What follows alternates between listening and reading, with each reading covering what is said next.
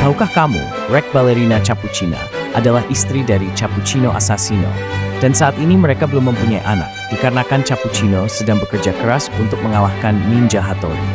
Ballerina Cappuccina sangat cantik, makanya Cappuccino Assassino suka dengannya, hingga mereka berdua menikah. Sebelum itu, like jika kalian ingin uang dari video ini, dan subscribe untuk orang tua kalian agar masuk surga. Cappuccino Assassino, seorang kopi laki yang sangat gagah dan rupawan, membuat Ballerina Cappuccina terpesona sehingga mereka bersama-sama. Lanjut part 2 untuk cerita selengkapnya, jangan lupa share untuk kelanjutan episode ini.